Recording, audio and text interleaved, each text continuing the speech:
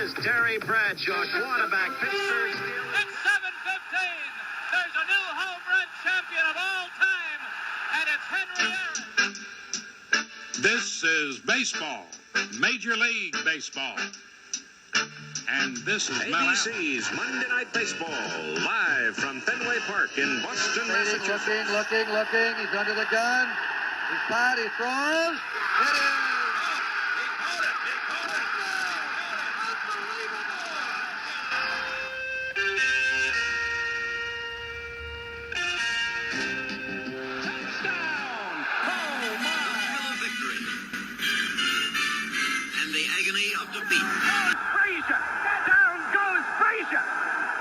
Welcome to the Past Our Prime podcast, March 24th, 1975 issue. I'm your host, Scott Johnston, along with Mark Hoffman and Bill Mahoney, coming to you from Arizona as the three of us are covering spring training for a couple of the baseball teams out here, the A's and the White Sox. On the cover this week, the man who supposedly was the inspiration for the character Rocky Balboa and all those great Rocky movies, Chuck Wepner. I don't think Chuck was the inspiration for Rocky IV, but certainly the original Rocky. I will crush you. Yes, Drago. You will lose.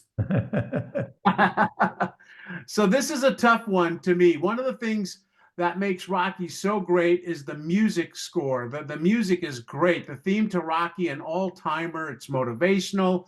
It's a love song. It's a fight song. It's just perfect. Bill Conti is the composer of that, and he went on to have a great career in the film industry, winning an Academy Award for Best Original Score in 1983 for All the Right Stuff. He's a legend. I think his score in Rocky turns an A movie into an A+. So many scenes are impacted by the music, and it's so funny.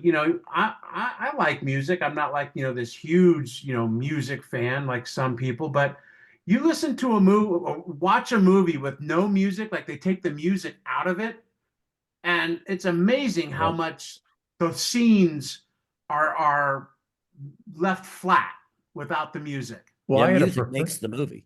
Yeah. Well, I had a professor at UCLA who did this thing where he took the same scene and he changed the music for the same scene. And it went from the scene being comedic to being a horror to being dramatic just by inserting different musical scores behind the same scene. Mark, I did that exact same thing. I took an interview that I did many years ago it was spring training, and I put piano music behind it. So everything it said made it sound sad. And then I put a fun theme behind it, and it made it seem like even though I was doing the exact same questions. So, hey, what was it like out there? And it sounded all funny. It's amazing what music can make your imagination do. Absolutely. Yep. And none better than, what was it? Gonna Fly Now by, that was the song. Well, yeah. I saw the original Rocky. It was like January, I want to say, of 1977, something like that. And I went with my girlfriend at the time, and we went to the movie theater in Westwood. And when they got to that scene where it's the musical montage, and at the end he's just sprinting, by the water, and you can see the ships behind him, and you're just like, right before he gets the shot of him going up the museum steps, it was just so powerful at that time, and it just pumped you up. Well, Mark, I remember you, Mark. You said you liked the running beach scene with Apollo and Rocky in Rocky III. You said you thoroughly enjoyed. No, but I used to ride the bike next to Carl Weathers at Gold's Gym. But other than that, Shop walk. All right, I have a question for both of you, and I'm pretty sure I know the answer, but you never know with Mark being the streaker that he is. You guys ever wear a thong? No. Legendary Sports Illustrated writer Frank DeFord was writing and saying how book critics read the books, movie critics watch the movies, but fashion critics never put on the clothes. So he decided to change that and put on a thong. He writes, an excuse of sorts might be offered were the thong titillating, but alas, when a thongo and a thonga first peer at one another like Adam and Eve, just after the initial apple bite, their thoughts are far from lascivious. Along with the agony, there is the growing realization that all of the things on both of you are either out of shape or in the wrong place. Now, I As want to take it back. I did wear a thong once. A guy gave me a wedgie. It lifted me up. So I felt like I had a thong and it was very uncomfortable. Wasn't there a famous like movie in the early 30s, King Thong? I don't Yes, Yeah. yes, yes. This huge But an ape in ape a with a thong. Not Yeah, good. Not good. Yeah. Let's get to the scorecard. Oh, wait, I Right got on. a quick thing I have to mention before we get to the scorecard. I have a hard copy of this issue of Sports Illustrated from March 24th, 1975. And in it is a little leaflet, to get you to subscribe to Sports Illustrated. And in it, it's like, please send me, and then has a blank weeks of Sports Illustrated. So you can fill in as many weeks as you want, and they'll bill you later for it. You just fill out your name, address, etc., and then how many weeks of Sports Illustrated you want, and you get each issue of Sports Illustrated for 19 cents a week. Wow. Yeah, a couple dimes. That's Bought me a 10 penny bucks a back or year. not? Right. I Yeah. remember, Mark, you gave me that one thing from one of the Sports Illustrated to get it for like a year for like 10 bucks. I Right. sent it in. I put a stamp on it, my address. Did they I've never surprise? heard one thing back. Yeah. Well, you sent it in, and 3 days later they announced they were bankrupt. So Exactly. Exactly. probably not getting much. Hey, Bill, start us off with the scorecard. What Let's do you got? go. This is about students at Towson State College, just a little bit outside of Baltimore. They're going nuts over a new course being given this spring. It's called Mug a Thug 101. Guess what they teach? Yes, self-defense is the subject. But to pass this course, you get to do the greatest thing. You have to try and beat up the professor. Oh, yeah, like that. That'd be standing room only. Yeah. You like that until I bet you like the professor's like a black belt in Exactly. jujitsu or something like that. Yeah. Mark. I've got Leonard Asamoah, who is an associate professor of mathematics at the University of Wisconsin. So he likes to run, and he runs 6, 8 miles every day, on the empty plains of Laramie. And to take his mind off, because it can get a little tedious, he would pretend, especially, when you got 30-mile-an-hour winds, the temperatures are in the 20s or colder. So he'd pretend he was in a race to the finish with Steve Prefontaine, the famed distance runner from the University of Oregon. So a couple of weeks, he's running and he's, it's another one of these, tough days. And before he can even start fantasizing about Steve Prefontaine, he hears these steps from behind him, and he looks back and he hears this runner say, "Do you compete?" And he goes, "Well, yeah." And then all of a sudden he looks at the stranger and goes, "Are you from Oregon?" And before you know it, it was the actual Steve Prefontaine Oh, wow. that ran up behind him. He was on a 20-mile spin with his Dodge van. Well, he was on a 20-mile run while his Dodge van was getting fixed at a local garage. So that's pretty amazing.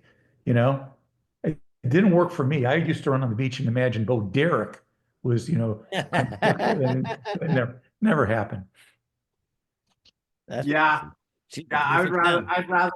I'd rather Bo Derek than Steve Prefontaine as well. Oh, that was a good call. We want Fox. We want Fox, yelled the students of Hateville, Georgia High School during a basketball game. Coach Bill Speck called time and summoned Jeff Foxworthy. Yep, that Jeff Foxworthy, who has an excellent sense of humor, but not much of a jump shot from the end of the bench. They chatted quietly at courtside. Then in went Foxworthy to the student section, where he sat down. Stunned for a moment, the students quickly regained their voices. "We got Fox! We got Fox!" they cheered. So he went from the end of the bench into the student section. That's quite a basketball career for the redneck comedian. They should have shouted, "We're not worthy. We're not Foxworthy. We're not Foxworthy." Yeah. Yep. Bill, Paul Lynde, one of the famous one-liners in the history of television. He's in this one. What did he say? He says, "You want to cure a man of compulsive gambling? Give him the Atlanta Falcons and 4 points." You know, Loved him on the Hollywood Squares. Yeah, Paul Lynde, was in Bewitched. He was in a Yeah. couple of Uncle his Arthur was great. own shows, but he was really well known for being the center square in the Hollywood squares. So everyone would think that that's all like great ad-libbing, but I'm 99.9% sure everything was scripted. They knew the jokes they were going to tell ahead of time, but that didn't prevent them from being pretty funny. Don't ruin it for me. I'm Yeah. sorry. Well, It's like the Wizard of Oz. They pulled the curtain back. So Thanks. his delivery was also impeccable. Yes. Yes. And all I kept thinking about looking at this quote is like, imagine if you've got the Falcons +4 against the Patriots in that Super Bowl. You're up 28-3, Oh my and gosh. you're losing 34-28. So you the Patriots covered in that game if they were giving 4 points.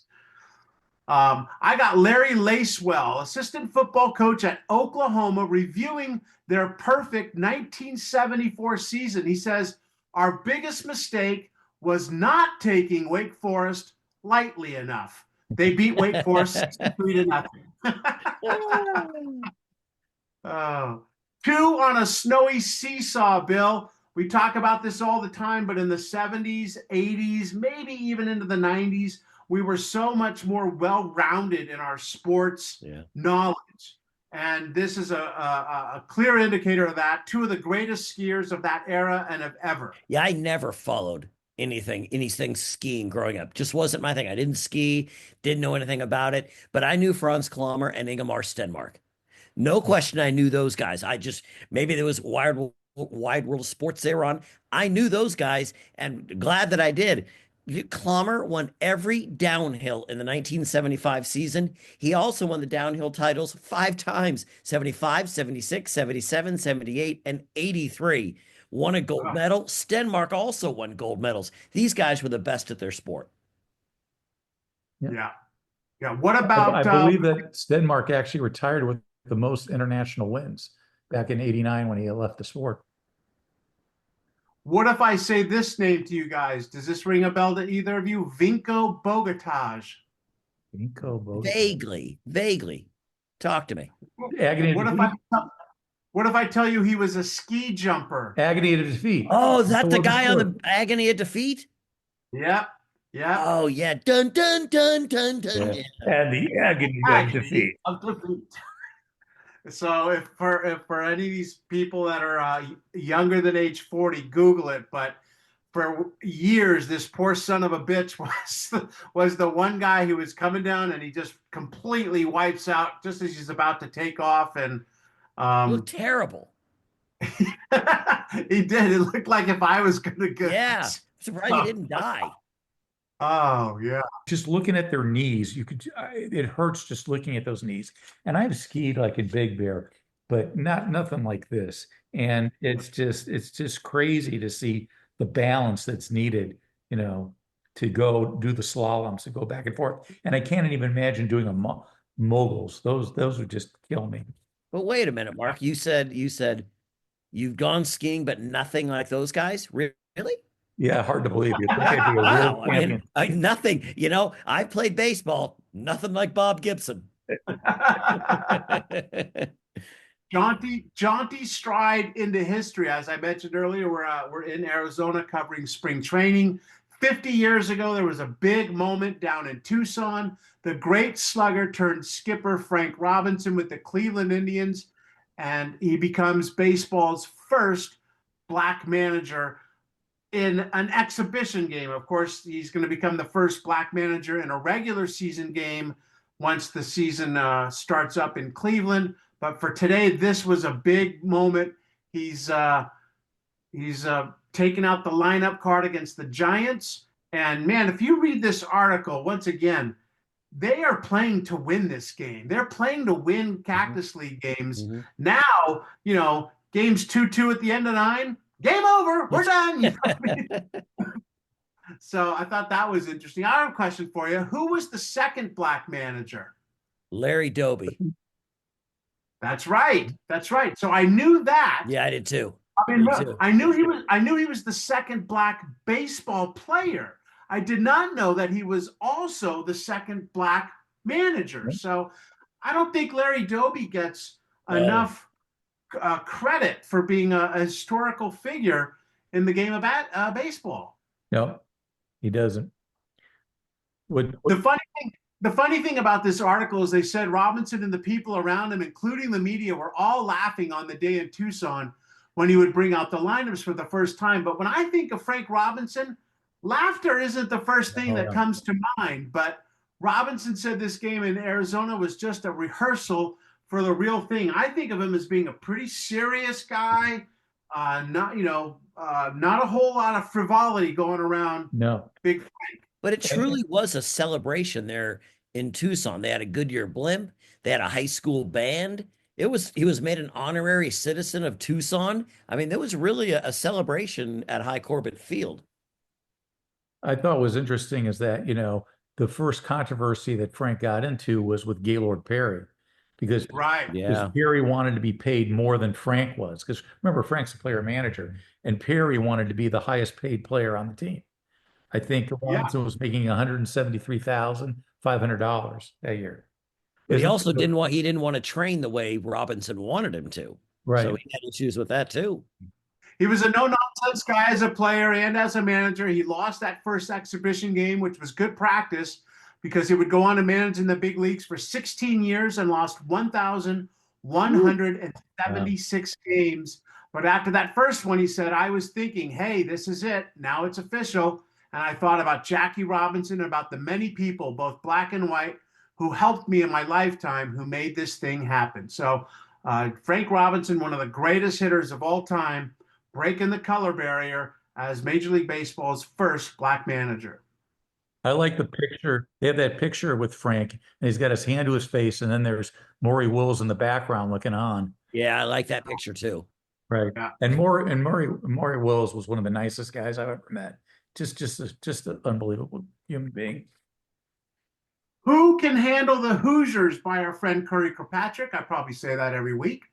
A month ago, Curry was in Bloomington doing a feature on Bobby Knight's undefeated Hoosiers, and Bobby Knight hated the article. But his team is still undefeated after beating UTEP in the first round of the Tourney. And our boy Curry is once again getting the lowdown on IU, playing in Dayton. Indiana has a date with a Pac-8 team next, not UCLA, but Oregon State, the Beavers. And if they get by the Beavers, they will be 31-0, heading into a rematch against Kentucky, who they beat in the regular season by 24 points. Mark, this is what we call a spoiler alert, right? What doesn't go so well for those Hoosiers.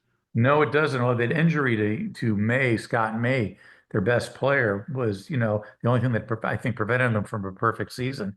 And I think the article even says, hey, who can handle the Hoosiers? Well, maybe the Wildcats, and they were like prophets because that's exactly what happened. But again, if May was in the lineup, Kentucky probably doesn't beat Indiana. Yeah, probably. Yep.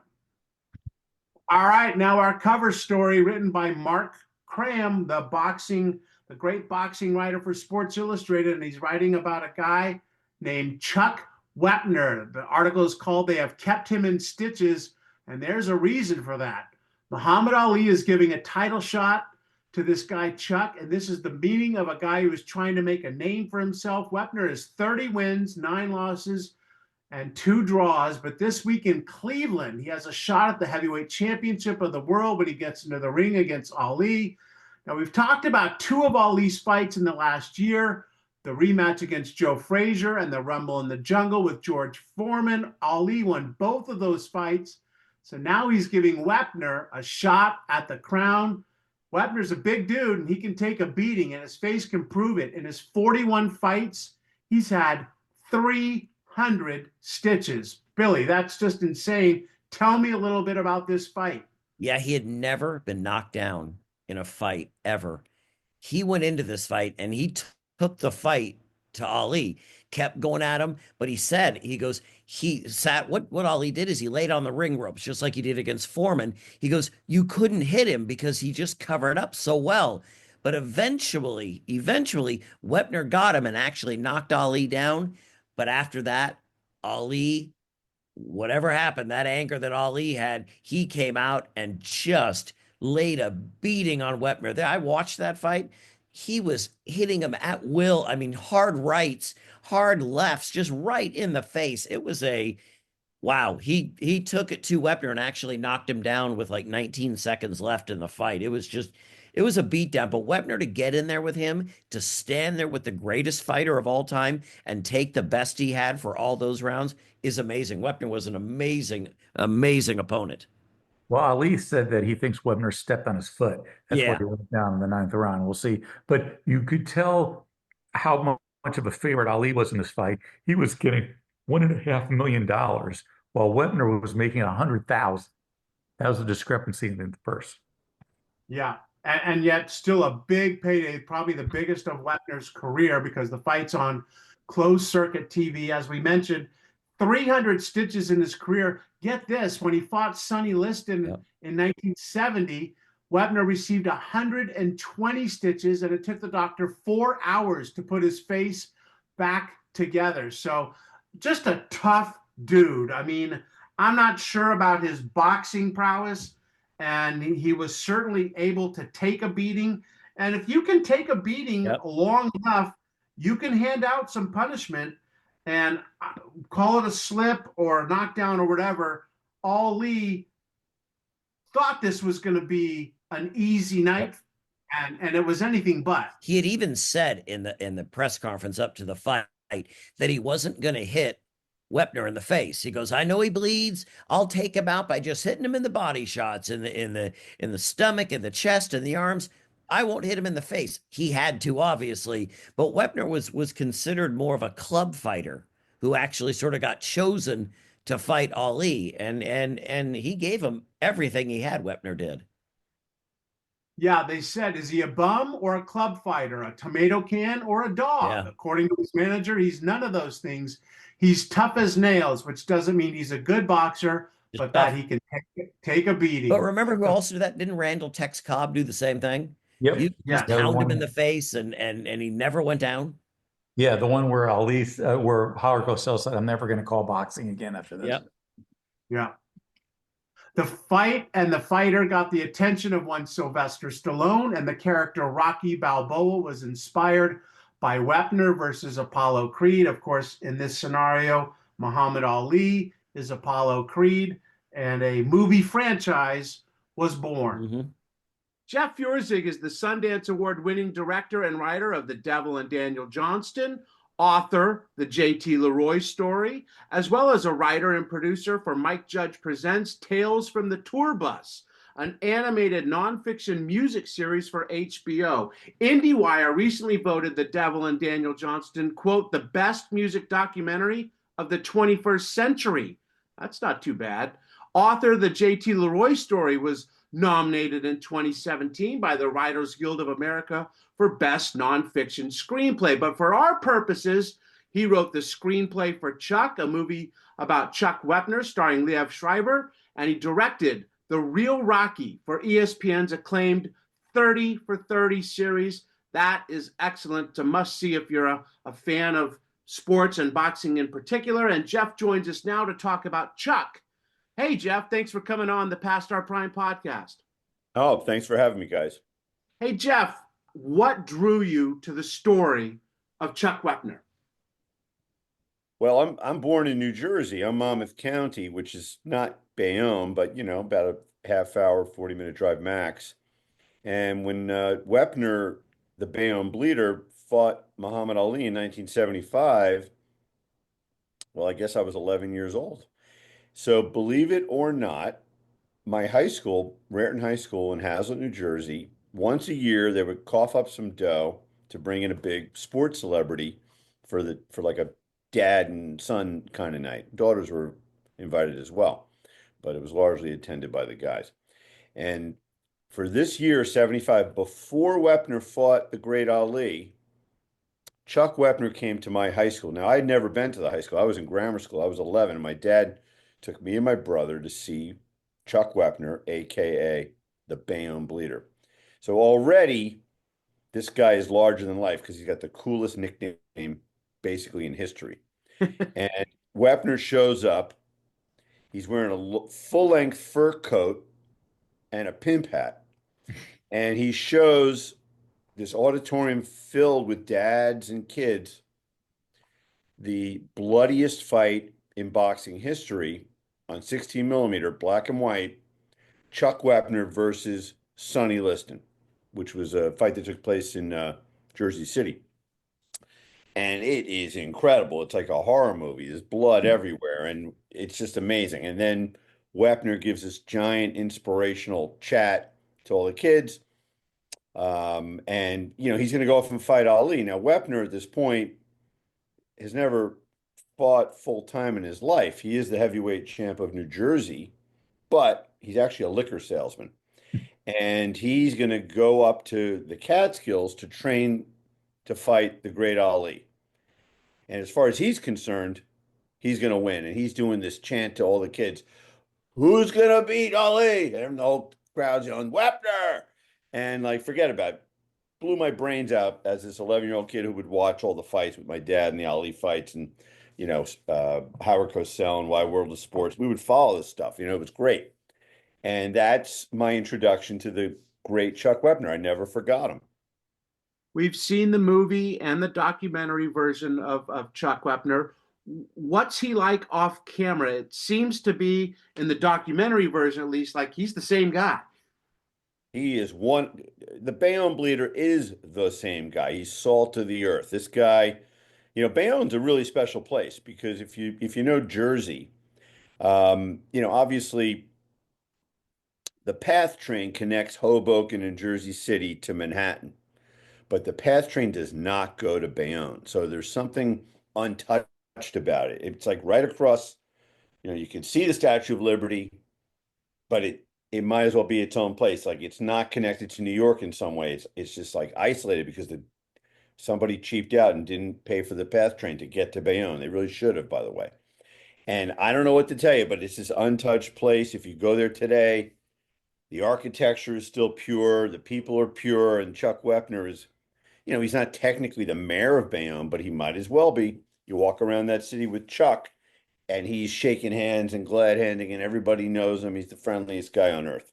And he's a friend of mine. I love the guy. You're 11 years old when you're introduced to him, but when did you decide as an adult to get attached to the Wepner story? That's a good story. I'll do it quickly for you. So basically, I make The Devil and Daniel Johnston. It comes out in 2005.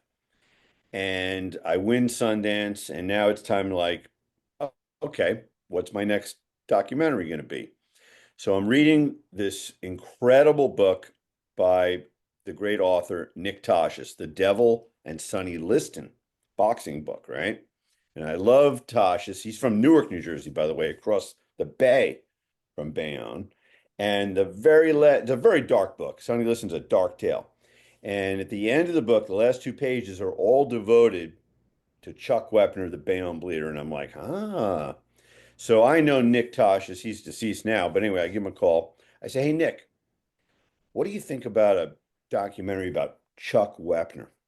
He says, that would be a great fucking documentary. And I'm like, wow. He goes, do you have his number? He said, yep. He gives me Chuck's cell phone. I dial him up, and Chuck is in the middle of his liquor route. He delivers booze all over the tri-state area, but particularly Jersey City, Hoboken, Bayonne, Newark. That's his route. And he picks up the phone. I introduce myself. I tell him, hey, I'm a friend of Nick's. I'd like to make a documentary about you. He says, well, somebody got my rights about a month and a half ago. I was like, oh, who's that? And he tells me this guy, his name is Mike Tolan. And I'm like, okay.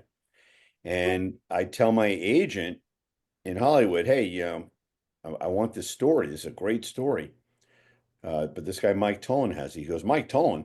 I represent Mike Tolan. I'm like, you're kidding me. So I go meet Mike Tolan. Now, Mike Tolan is the guy that created the ESPN 30 for 30, the whole first season. He produced the whole thing. Great guy. So I go meet with Mike Tolan, and he wants to make a Chuck Wepner film, and I want to make a Chuck Wepner film. So we joined forces to tell that story because it was a personal tale to me. The reason Tolan got involved was that in the news, it had just come out that after all these years, ever since 76, when Sylvester Stallone made the film Rocky, Well, Chuck Wepner decided, believe it or not, to sue Sylvester Stallone. So it was in the news. So that lit up the story for Toland and got Wepner's rights, which was a good entry point, honestly. But as far as the backstory and the whole story of Wepner and everything that he went through outside of the whole Stallone Rocky story, that's where I come in. Right. Right. Well, then, you know, we've watched the documentary, at least I did 1.5 times. He gets in there with Ali. What was his true feeling about fighting arguably the greatest champion of all time?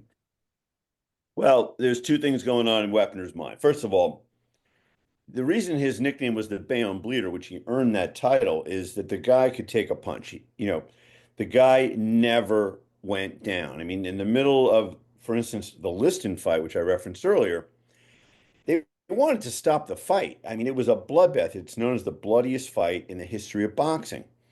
And he got, like, I think 72 stitches. And he would not allow the fight to be called, or nor his cut man. I'm forgetting his name right now, but I should know his name. It's been many years since I made the film. Braverman, Al Braverman, the greatest cut man in history. Well, anyway, so it's Wepner's fault. He wouldn't go down. He wanted to keep going because he didn't care. But people were like, women were crying, people were fainting, people were vomiting. It looked like a crime scene. So that's what this guy's reputation was. So when he goes in to fight Ali, he trained his ass off because it was the first time in his life he ever was able to train full time for a fight and leave, take a leave of absence from his liquor route. So when he goes to the Catskills and he's training his ass off, as far as he's concerned, he's there to win. Now Ali, he's coming off, I believe, the Thrill in Manila, the Rumble in the Jungle. Yeah, he's coming off the Rumble in the Jungle. And as far as he's concerned, Ali wants an easy fight. So in his mind, he picks Wepner. He just wants like a nice, easy fight. Well, Ali showed up soft, overweight, didn't train hard, thinks this is going to be a walk in the park. That's the dynamic of what's going on here. So when they meet in the ring, Wepner's playing for keeps. And, after round after round after round, Ali can't do anything with this guy. And it's just like, this is a tough fight now all of a sudden. It's like, holy shit, I'm in the ring with this guy, and this is not what I, signed up for. Well, then Wepner, he knocks Ali down in the 7th round. I think he's one of only 3 people ever to fight Ali to knock the great Ali down. That's incredible. Well, Ali gets up and he's pissed. All right. Like, this will not abide. And then for round 8, 9, 10, 11, 12, 13, 14, 15, Ali punishes Wepner, and it's brutal but once again, Wepner will not go down. He's the pride of New Jersey. And now it's like, I think 11 seconds left in the 15th round. Wepner's gone 15 rounds with the great Ali. Finally, the great Ali, boom, finishes Wepner off. Wepner goes down. He goes into the ropes. His arms go out in this Christ-like pose, and he goes down, and the ref is counting his ass out. And then what does Wepner do? He still gets up, but it's too late. The fight gets called, and that is one of the greatest fights, actually, in the history of boxing. Now, the fight was on closed circuit, right? Were you able to watch it live when it happened? It's a figment of my imagination, because I remember I was 11, so I saw all these fights, but they might have been broadcast like a day later on Wide World of Sports. It wasn't closed circuit. I was not at. You had to go to a theater to pay for that, or a bar that had it, and I was too young. But I remember it would broadcast the fight, a day later with Cosell calling it or something like that. That's my memory.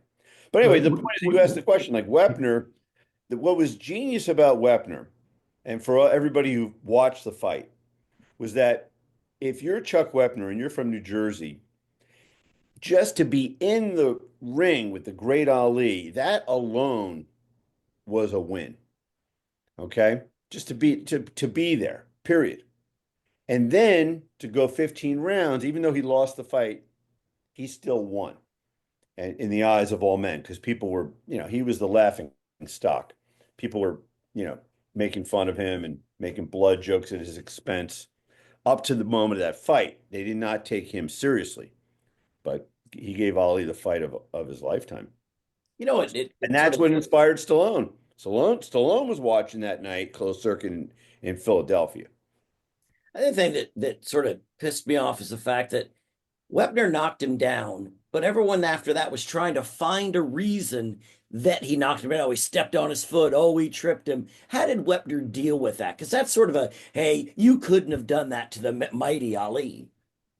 Listen, two things could be true at the same time. We have photographs. It's in the documentary. Chuck Wepner prided himself. He's from New Jersey on being a dirty fighter. And Ali's a dirty fighter too, by the way.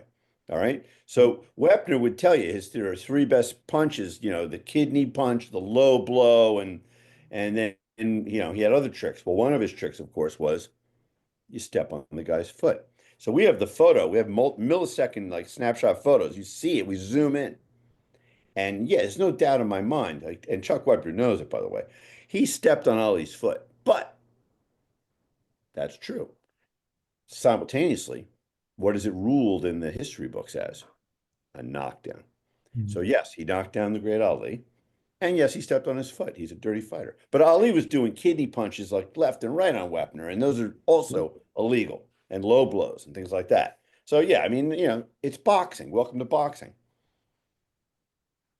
At what point in time did Webner and Stallone kind of butt heads in terms of making it Rocky, or finding out I'm the inspiration or I'm not the inspiration for the movie? Well, that's what the documentary chronicles. It's hilarious because it goes on for decades. So basically what happens is Stallone sees the Wepner fight, gets out a pencil, and according to him, writes this screenplay in 72 hours, which I don't believe for a second because I've written screenplays. But whatever. Let's say he did. Regardless, the inspiration is great. And you can't, there's no copyright for inspiration. He was inspired by Wepner. He loved Wepner. And what happened was when Rocky, the movie, came out, which was an independent film that smashed, they promoted it that it was, largely based on a true story. It wasn't like invisible to the promoters in Hollywood about this, by the way. It was no secret. And if you watch the film, the opponents, everything about it was like, from Wepner's life. And Wepner would dine out on that, of course. And he was just looking for a hug. Well, when he meets Stallone somewhere, because he stalked him, Stallone did Wepner a solid. You see it in my documentary. He writes a part for Chuck Wepner in Rocky II, and he fictionalizes the name. Instead of calling Chuck Wepner in the screenplay, which I have, he calls him Ching Weber, all right, which is hilarious. And then Chuck thinks he's going to be a big star on the silver screen, and he's not an actor. He's a liquor salesman. And he has an actual audition. He's with this Academy Award winning actor Stallone, and they have to do an audition in Philly. And Chuck shows up drunk off of his ass. He's got prostitutes with him. And, Stallone's trying to hire him to be in the film and do him a solid. And Chuck fucks up this audition, royally, and doesn't get the part.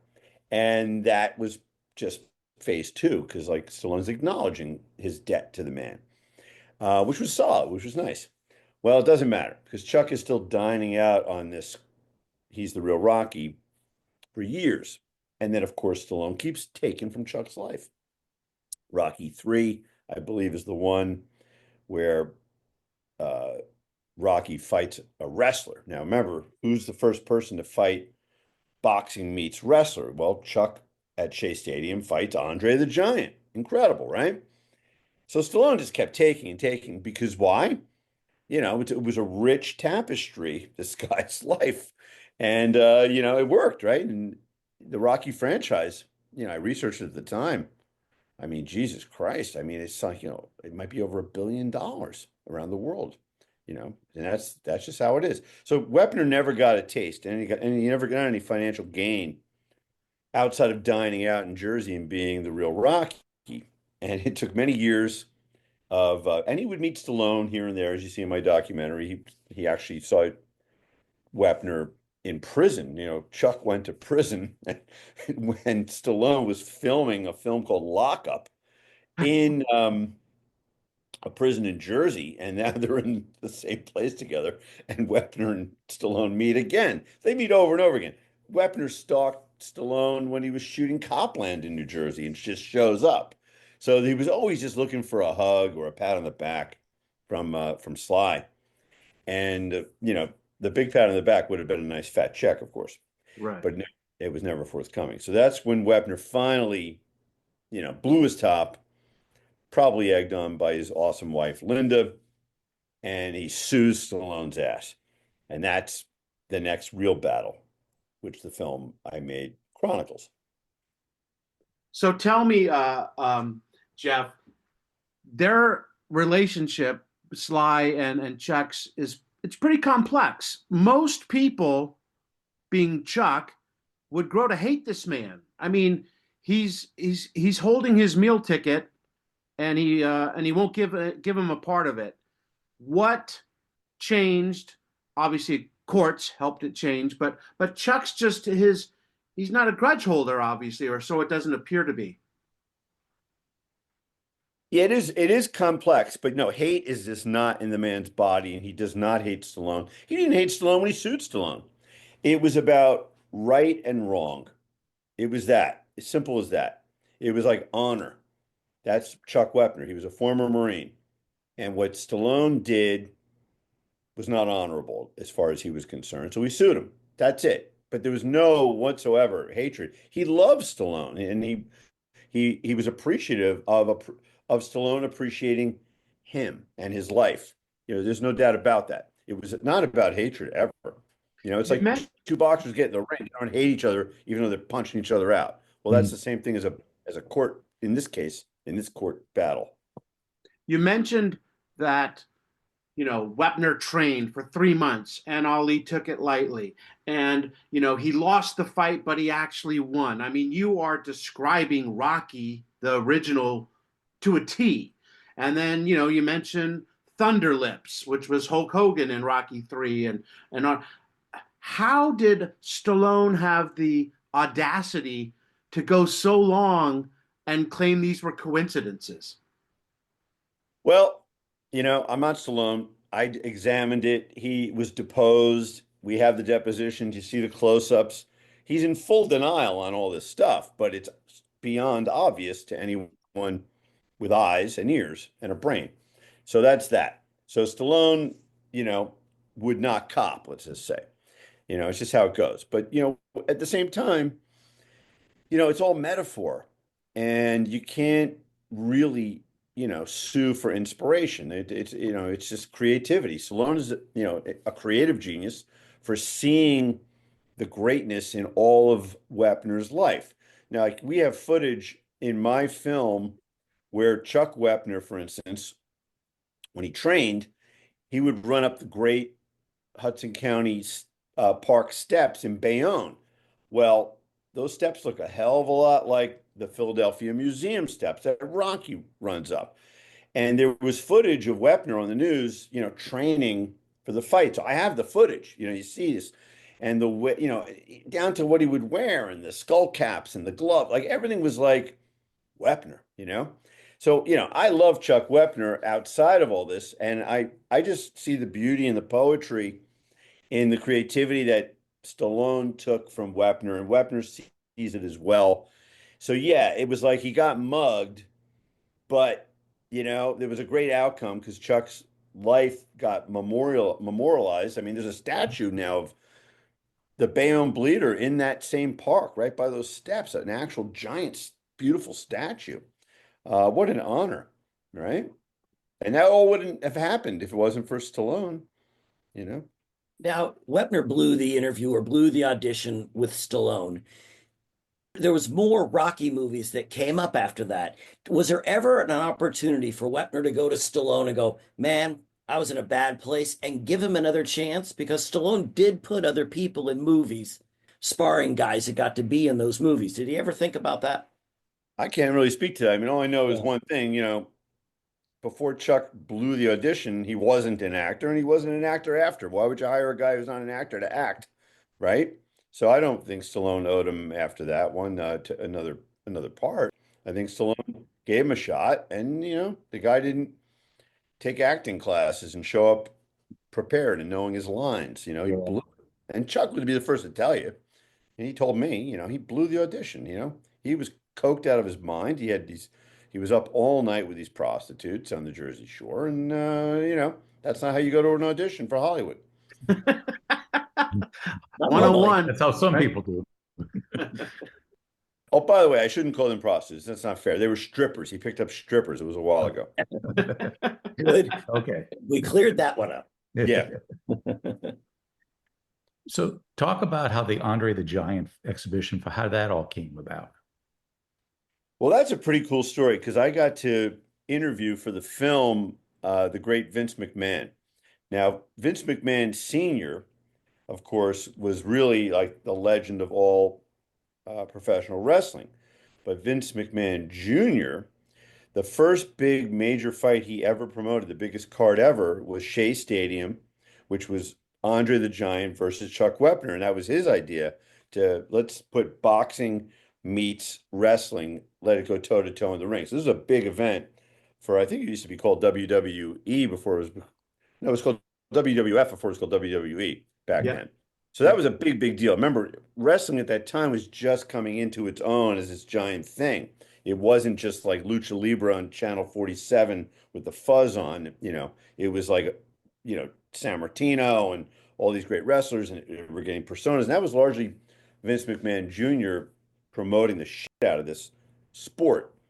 So anyway, they needed someone, of course, to fight Andre the Giant, who, of course, is a star wrestler, but we needed a boxer. Well, who's going to do it? Hey, you need someone who's crazy enough to do this.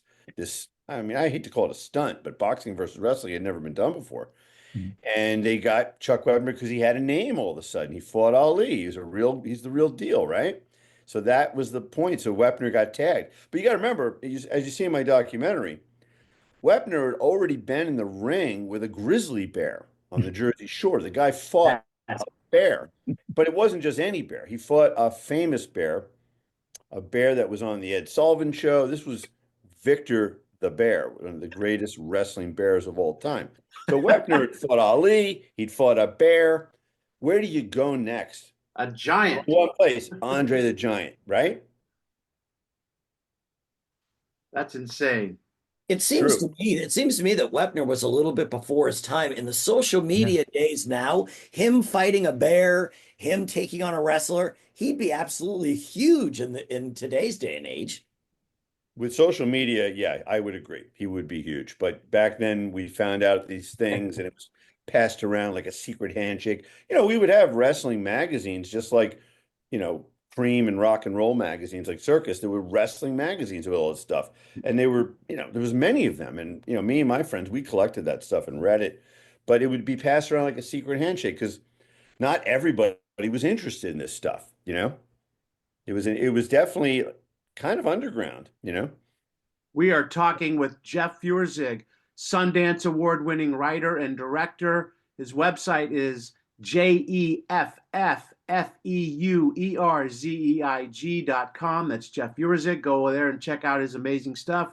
He is the writer and director of The Real Rocky, the true story about Chuck Wepner. I find these marriages to stories and ideas fascinating because there was a time, Jeff, when you knew nothing about Chuck Wepner, and now you're forever connected. How has being the expert, if you will, on Chuck Wepner affected your life?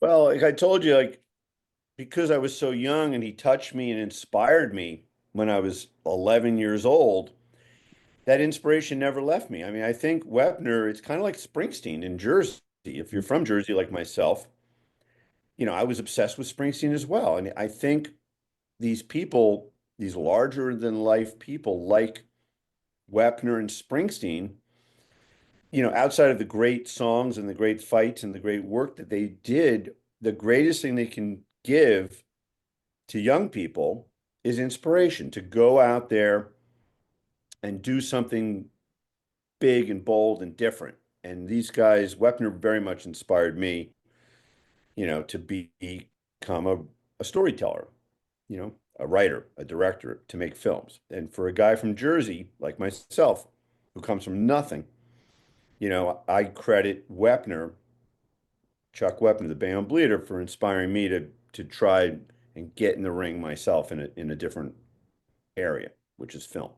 And Wepner's 86 years old now. What's your relationship with him nowadays? When's the last time you spoke to him? Is he doing all right? Wepner and I speak probably about once a year. I give him a call. I'm friends with him and his wife, Linda. We're always going to be connected because we did this work together and we had a great time. I spent a month in Bayonne with my crew from the Devil and Daniel Johnston, filming Wepner, filming all his friends. Some of them are deceased now. He's outlived them all. And, we got very close. We even went to the gym together and trained, and we filmed him boxing. We filmed his interviews in Paterson, New Jersey. Believe it or not, Lou Costello had a boxing gym. He used to love to box, and we filmed Wepner in Lou Costello's gym. That was very meaningful to me because I'm a giant Abbott and Costello guy. So yeah, I mean, the guys, I call him and wish him a happy birthday or a happy anniversary or whatever. And he's talked to my son. Wepner also did martial arts, and my son's very much into MMA now, and Wepner's very supportive of that. So we stay in touch. We're always going to be in touch. So talk about how the movie came about. So you do this great documentary, and then all of a sudden you write the screenplay for a movie about his life. How did that movie idea and your screenplay all come about?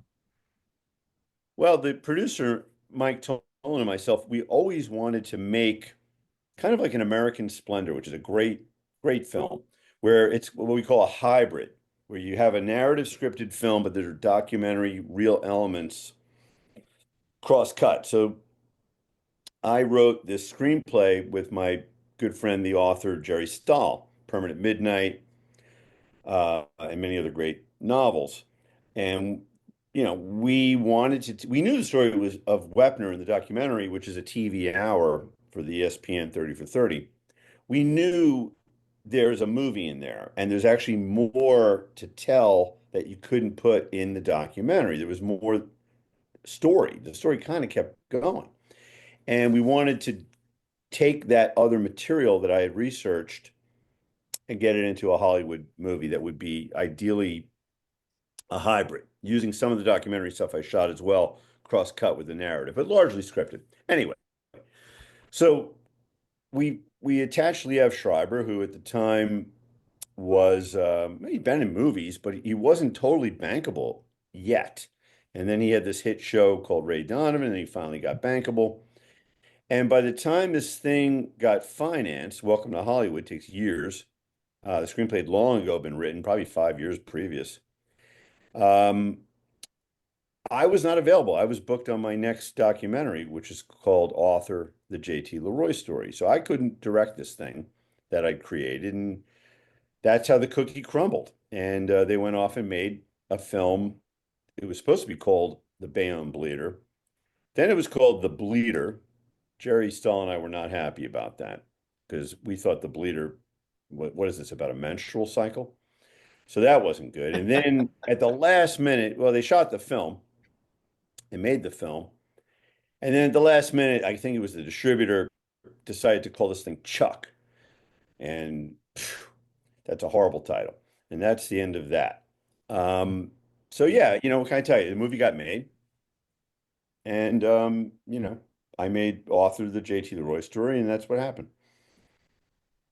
So we do a segment on the show called 50-50. It's a trivia segment. You get a 50% chance of getting this right. True or false. Very simple, okay? So true or false, Chuck Wepner actually made a movie in which he didn't play himself. When you say Chuck Wepner made a movie, Right. He was an actor in a movie. All right, thank you. Define that. Yeah, Chuck Yes. Wepner never made a movie, as far as I know.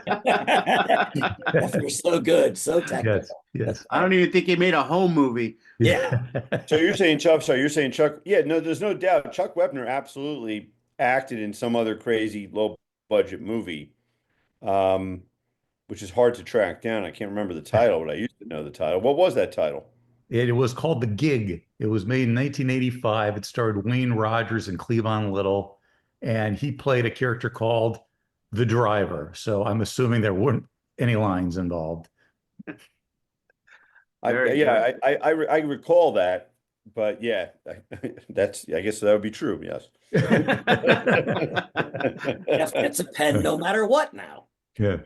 Hey, Jeff, Yeah. before we say goodbye, what you working on right now that we can look forward to? Well, I'm sitting here in my edit room in Pasadena, and I'm in the middle of my next feature documentary, which is a turn back to the music world. And I'm not allowed to officially say which band it's about. So Ooh. it's top secret. But Okay. it is a prominent band from the 1980s. And now we'll just have to leave you and your listeners guessing. But it's a feature doc, and I'm Sounds very great. excited about it. And I hope to be done with it in the next few months. So Can you Jeff, say the being- genre? Is it rock? I would assume it's rock. It's Art's gonna It is get no, it's out. 100% rock. Yeah, Yeah, okay. and it rocks. I assure you that. yeah, can't wait. Can't wait. Hey, Jeff, Awesome. thanks for coming on the Pastor Prime podcast and giving us the lowdown on the real Rocky Chuck Wepner. I didn't know a whole lot about him. I knew the name, and now I do. A fascinating tale. So thank you so much.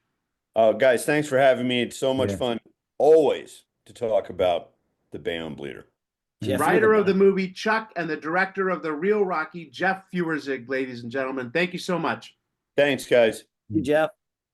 Next up, rock and roll, big city style. Mark, this is not ice hockey. It's street hockey on roller skates. That's right. And I remember as a kid, we used to go to the elementary school and we used to do that. We get the hockey sticks and everything. We'd have the nets, and you'd play on roller blades basically, as opposed to ice skating or ice skates. And you'd just play on the asphalt. And it would be pretty cool. It was the same as hockey. It was the same feel. Not as cold, obviously, because you didn't have the ice to deal with, but it was the same strategies and stuff like that. We'd have a blast. You know what's so funny? I mean, being my age now, it sounds, reckless, and I definitely end up in the urgent care, but it sounds also fun. Well, the LA Kings actually had a guy that played roller hockey that ended up making the Kings, and Sean O'Donnell. He made it years ago. Yeah, he was a roller hockey guy. Oh, really? He used to date a girl that we all knew. Who? Allie McKay. Oh, yeah. Yeah. I remember Allie. Yeah. Wow. He had a good career, didn't he? He did, but he played roller hockey. And They he dated used to have Allie a McKay. league, a roller hockey league. It was like the LA something. I don't remember their names. They were roller hockey league. Yep. I did feeds for them one summer. Oh, there you go. See? All right, Bill, your turn. Outside in the mainstream, David Wilkie. Who's that? David Wilkie is a swimmer. David Wilkie can do the breaststroke and set records in it. But David Wilkie is also a guy that wore a swim cap for an event during the Commonwealth Games. He was the first swimmer ever, elite swimmer, to wear a cap in major competition. He started a trend after that. But he won a 200-meter breaststroke at the 1976 Olympics in Montreal. He also added a silver medal with another record time. The man was he was way ahead of his time in terms of his speed. But as he got older, in 2017, I thought this was quite funny, that he was a British guy. So or he's a Canadian guy. He's Scottish. Scottish, okay. But the BBC News reported that Wilkie was accused of swimming too fast in his local active swimming pool. I don't know how that happens. You can't swim fast. Swimming so fast. Yeah. But he had to quit that gym and join another one. So I guess he could swim fast in the pool. Just another amazing athlete. It's funny. Growing up, you knew that people were rich if they had a pool. Yes. For me, that was like, woo, those people have money. But if they had a pool and a tennis court, they were like ridiculously wealthy. So we're going to go from swimming to tennis, serving up tennis to a fault. The tennis boom in the 70s is hitting television, but they don't really know how to handle it. Recently, after a John Newcomb Bjorn Borg match in which Newcomb won rather quickly in the finals of a tournament, NBC decided to roll a tape of the match between Stan Smith and Arthur Ashe from the previous year. At the same time that was being shown, Smith and Ashe were still at the WCT tournament, and ABC was showing another tennis match on delay between Smith and Ashe. So 2 taped matches between the same 2 guys at the same time, which I think we've mentioned on the show before, but it just goes to show you that, back then there were only, I think, 70. There were in the early 70s, they showed the finals of the US Open and Wimbledon. And now in 75, they're going to show 50 matches from March to September. And now in 2025, well, there's a tennis network. So it's grown exponentially like every other sport for the most part. The winners were Mama's boys. Mark, tell me about Iowa wrestling. They were a dynasty in a decade of dynasties. They were right up there with the best of them. Right. They 37 times were the Big Ten champs, and 24 times they won the national championship in wrestling, which is the second most in history. Oklahoma State holds the record with 34. But Dan Gable, who was a famous wrestler, was an assistant coach on that 75 team that won the title. That was their first NCAA title. And then they would win 11 more after that. He was an assistant coach for 3 years there. And then the following year in 76, he became the head coach. And that dynasty, like I say, continued. They won the title 75, 76, 78 through 1986 every year, 91 to 93, 95 to 2000 every year, 2008 to 2010, those 3 years, in 2021. So just a dynasty.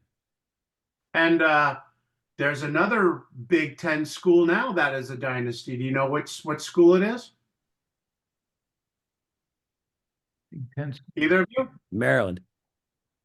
Penn State has won the last 4 straight wrestling titles. Wow. 12 of the past 14. Wow. So apparently, you get a coach in there that knows how to bring them in there, and everyone else is getting pinned. They're taking them to the mat, I think. Yeah.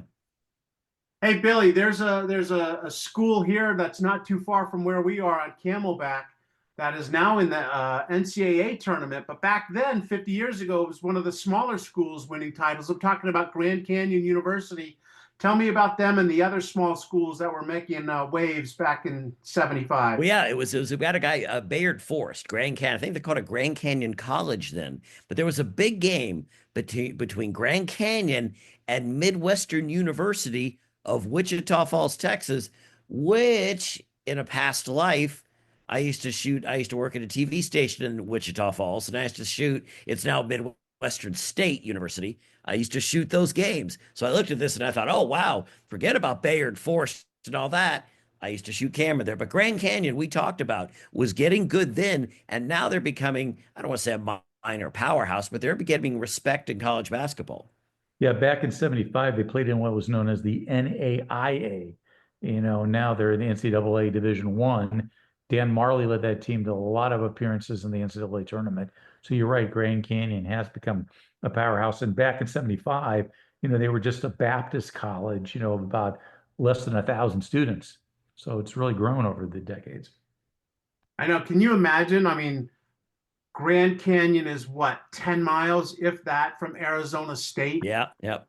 And I mean, I've thought for years, I don't understand why Arizona State doesn't compete at a higher level. It's such a great place to go to school. The climate is great during the school year. The only time of the year in which it's not so great, school's out. But sounds like Grand Canyon is the one that's making the strides, and ASU still kind of looking in from the outside. Well, ASU's attendance is also top 5, I think, in terms of colleges. So the fact they're not able to to be a threat is shocking in Grand Canyon, even nowadays, isn't a big school. No, nope. Getting a taste of Miller's high life. We've talked about him quite a few times, but Johnny Miller has been the hottest golfer on the tour for over a year now. 11 wins in the last 15 months, and nobody has enjoyed that run more than Andy Martinez. Who's that? That's Miller's caddy. In 74, Martinez earned $26,000. And this year, with Miller already bagging 3 wins, another $10K. He loves the money, but his relationship with Miller comes first. He's like an older brother, like the one he lost when he was 12 years old in a surfing accident. Of Martinez, Miller says, number 1, Andy is a good friend. Number 2, he's a hardworking caddy, the hardest working caddy on the tour. So yeah, they were both very close. He was his caddy for years and years through Miller's highs and lows. And, that relationship is really important, the caddy and the golfer. They really form a trust. And it's good to see, that Miller really appreciated him as well. I liked how they met. That Andy and Johnny met after Andy wasn't allowed to caddy a tournament in Texas because his hair was too long. And that's how they became friends. And Martinez spent 12 years caddying alongside Miller. Yeah, he had a good mustache and hair. Yeah, he did, man. But he was his caddy for 12 years, as we said, but he got inducted into the Caddy Hall of Fame back in 2016. So, it wasn't just with Miller. He worked really well with other golfers as well, too. Tom Lehman. Tom Lehman for years. Yep. But they said Martinez caddied for almost 50 years around the globe and for 18 different winners on the PGA Tour. Not a bad life. And what an amazing caddy. Yeah, and it sounds like, once Miller retired or whatever, like if you're a golfer and you're like, hey, I'm just on the cusp of doing something here, he'd be the perfect guy to go because he's seen and done it all. Yeah. Hey, we're going to do For the Record, but first, Mark, make us some money. That's right. I got a Valvoline ad here, and it goes, would Cale Yarborough approved at Daytona, Ron Lyman is proving near Farmington, New Mexico. And basically, they're just trying to show that Valvoline can work on a race car or it can work on a Jeep for a working man. But what got to me was that this Ron Lyman lived in Farmington, New Mexico, which is close to my heart because that's where my wife grew up, just outside of Farmington, New Mexico. So not many people know about Farmington. I know how to get around. I know the streets, the shortcuts, the highlights. If you want go to a good bar, Three Rivers is a great place to go to in downtown. So I can give you all the highlights. Let me ask you both a question. I think I know the answer. Can any of us change our own oil? I used to. I can't get underneath my car now because my car is too close to the ground. But if you could put it up on a thing, I can change it because I used to have to do that as a kid. My stepfather made me change my own oil. I wouldn't use the oil. I just pour a new can in, when it got. Well, no, you have to go down and unscrew the pipe, unscrew the little hook, and then it comes out. You put it in a pan, drain it, then you put your oil in. It's not tough. What about changing a tire? Either of you done that? Yes, many times. Yeah, I've done that. I changed because my stepfather didn't want me going to places. He said I should learn it, so I know how to change a radiator out of a 74 Pinto. So if that ever helps. I'll take the fifth. My wife can change a tire. I'm taking the fifth when it comes to me. What about putting chains on a tire? No. Have you ever done that? Nope. My wife has done it. I've never had to. Even all those years I was in Big Bear, I never had to put the chains on. That makes me scared thinking about that. Yeah, I don't do that. Yeah. Bill, For the Record. Okay, we'll start with Charles Hatton. He was 69 years old. He passed away. He was a columnist for the Daily Racing Form. He was credited with coining the term Triple Crown. Really? Yeah. Wow. I thought that was pretty cool. Isn't that funny? It's one of those terms where it's been there since we were all, born. Yep. And you don't really think about like when it came to be, but yeah, that had to be, at one point it wasn't. At one point it was like, oh yeah, he won 3 races. Yep. It's like Pat Riley coining three-peat. That's right. And then copywriting it. Yep. Smart man. Mark? I've got in polo, the University of California, Davis beat Yale 15-12 to win the National Intercollegiate Indoor Championship. That was held in Connecticut. So that's kind of like a Yale home game. But yeah, horses, water polo, or not water polo, polo, you're thinking UC Davis, but it's an agricultural school in the suburbs of Sacramento. My brother-in-law went to school there. They are the Aggies, and they still have they have a women's polo team still now. They still do intercollegiate polo competitions. Not a lot of schools in it, but UC Davis is still involved. Who knew? Mark, Bill, did you know that? Geography lessons. I did not know that. Farmington, New Mexico, and now I didn't know they were the Yeah. Aggies either. Yeah. Yeah, Mark's hitting on New Mexico and UC Davis. Yep. Next, he's going to tell us all about what's going on in Wyoming. Yes. Well, no, Idaho. Ask me about Pocatello or That's right. Idaho Falls or Blackfoot. I'm your man. All right. Bill. It won final, Michigan Tech. They won the 1975 college hockey championship over Minnesota and the great Herb Brooks. But they sandwiched that between losing the championship to the Gophers in the 1974 and 76 seasons. And sadly, no finals appearances since the 1976 season. But they did have a great goalie on there. Scott, what's his name again? Yeah, his name was Jim Warden, and you talked about him when he came up in an issue a couple weeks That's ago. right. So at the time, I had never heard of him. None of us had, I don't think. And just nice to know that he ended up, I think, having a pretty long NHL career. And yeah, he won a national championship at a school I had never heard of. So good for him. Faces in the crowd, Mark. Yeah, I've got Clyde Austin, a 6'1" guard at the Maggie Walker High basketball team in Richmond. He's leading scorer in the state, averaging 32 points, one a game. He's also hit 26 straight foul shots. But Clyde, he was known as Clyde the Glide, ended up playing at North Carolina State. He played all 4 years there. And then I think he was drafted by the Philadelphia 76ers in the second round in 1980. And he played for the Sixers from 1980 to 88. And then after that, he joined the Harlem Globetrotters. So there's Clyde the Glide, Austin.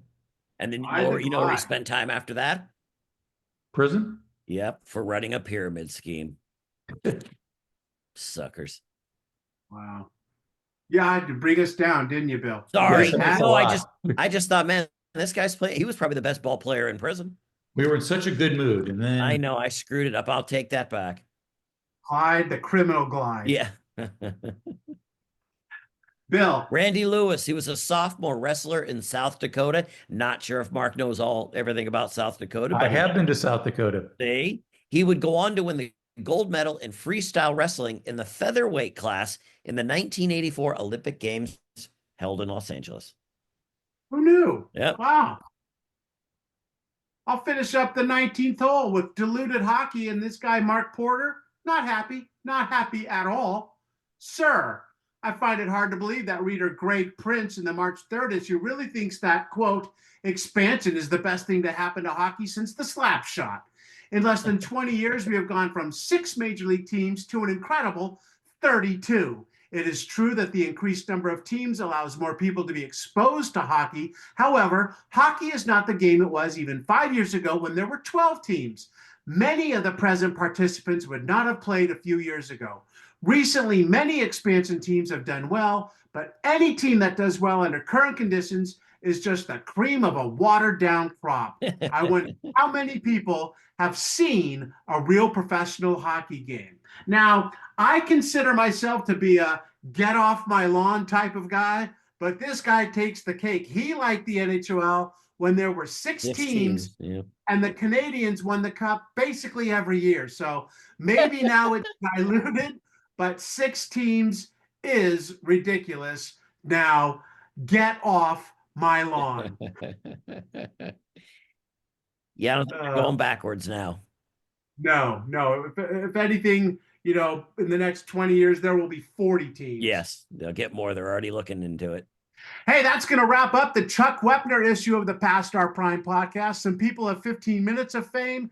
Chuck Wepner had 15 rounds of fame. And want to thank Jeff Feuerzig once again for talking to us about Chuck. If you get a chance, watch the movie Chuck starring Liev Schreiber and co-written by Jeff, or the ESPN 30 for 30, The Real Rocky, directed by Feuerzig. Both are extremely well done and entertaining. That's what we call a good combo. Mark and Bill, not very entertaining and a horrible combo, but that's what I'm stuck with. I guess that makes me Chuck Wepner in this scenario. So, hey guys, thanks. That was a lot of fun. Next week, the Final Four from 1975, Kentucky, Syracuse, Louisville, and UCLA. The end of a dynasty is coming, and that crying you hear is from our old dear Mark Hoffman. So until then, have a great week. Thanks for listening, and we are past our prime. See ya.